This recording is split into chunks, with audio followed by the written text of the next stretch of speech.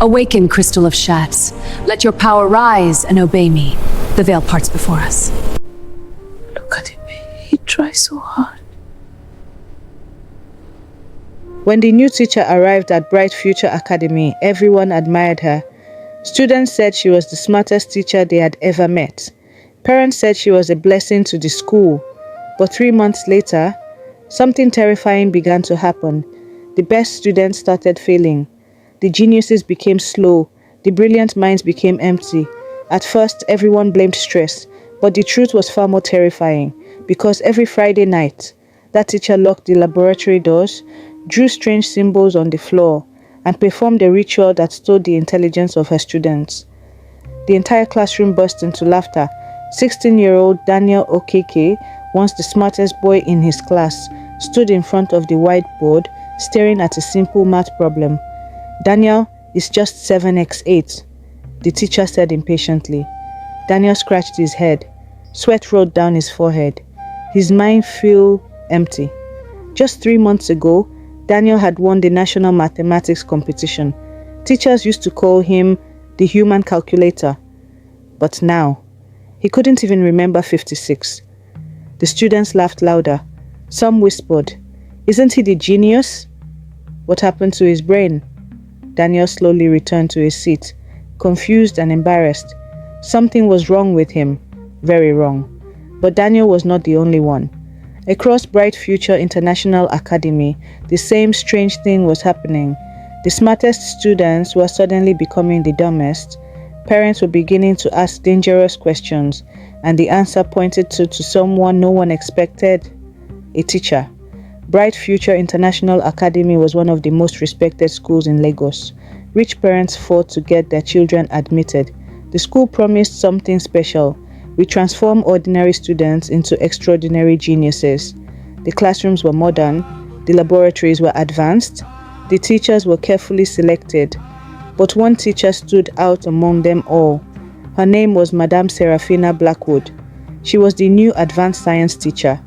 Tall, elegant, always dressed in long dark gowns. Her voice was calm, soft, and hypnotic.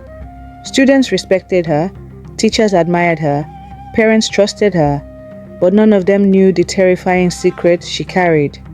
Madame Serafina was not just a teacher, she was the high priestess of an ancient evil coven. One day the school announced a special program. It was called the Elite Intelligence Program. Only the smartest students were chosen. Parents were proud when their children received the invitation. "Your child has been selected for advanced intellectual training," the letter read. But something strange started happening. Students who attended the program changed. At first it was small. They forgot homework. They struggled with simple questions. Then it became worse. A girl who used to memorize entire textbooks could not remember her own notes. A boy who solved physics problems in seconds suddenly failed basic tests. Parents became worried. "Maybe they are stressed," teacher said. "Teenage distractions," the principal explained. But the truth was far darker. Every Friday evening after school closed, Madame Serafina gathered the selected students in the laboratory. The room looked normal during the day, but at night, everything changed. The lights were dim. The windows were covered. Strange symbols were drawn on the floor. Black candles surrounded the room. The students thought it was just some strange science experiment, but it was not science. It was witchcraft. Madame Serafina believed something ancient. She believed that intelligence was a powerful spiritual energy. The smarter the brain, the stronger the energy. Her coven needed that energy to increase their supernatural power. But instead of taking physical brains, they harvested the intelligence itself. One by one, the students stood inside a circle. Madame Serafina held a strange object, a black crystal skull. The crystal glowed faintly in the dark. She began chanting ancient words, words that sounded older than time itself. The students suddenly felt dizzy. Their heads became heavy. Their thoughts slowed. Then something invisible left them, like smoke being pulled out of their minds. The black crystal began to glow brighter. Inside it, shadows moved. Those shadows were the stolen intelligence of the students. After the ritual ended, the students woke up confused. Their brilliance was gone, their minds felt empty, and Madame Serafina smiled. But one student began to notice the pattern. His name was Michael Adeyemi, 17 years old, quiet, observant, a natural problem solver.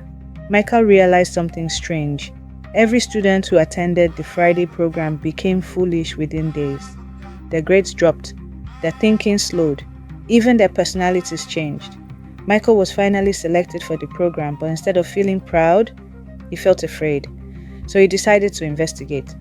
Before attending the Friday session, Michael hid a tiny recorder inside his school bag. That evening, he walked into the laboratory.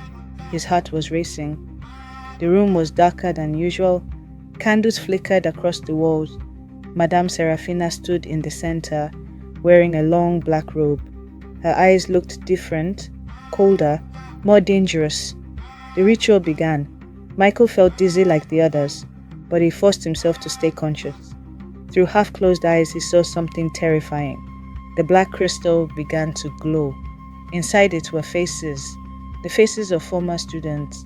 Their mouths were open in silent screams, their intelligence trapped forever. Then Madame Serafina said something that froze Michael's blood.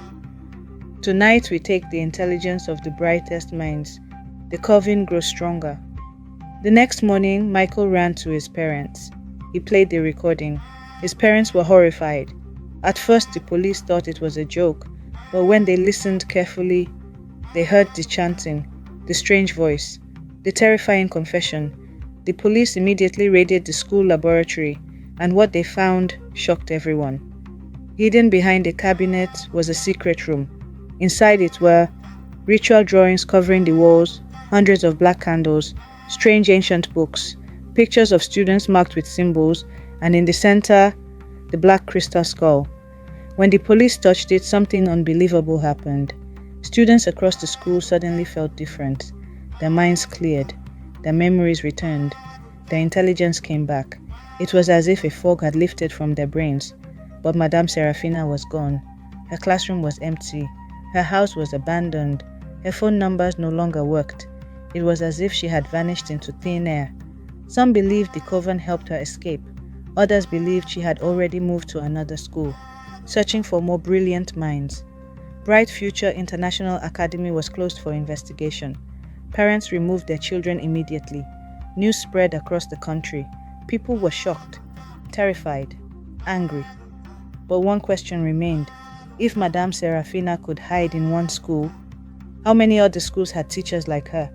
And somewhere, in another city, a mysterious new teacher was being introduced to a classroom. She smiled gently at the students. Then she said something chilling. Only the smartest students will join my special program. And the cycle was about to begin again. Awaken, Crystal of Shats. Let your power rise and obey me. The veil parts before us.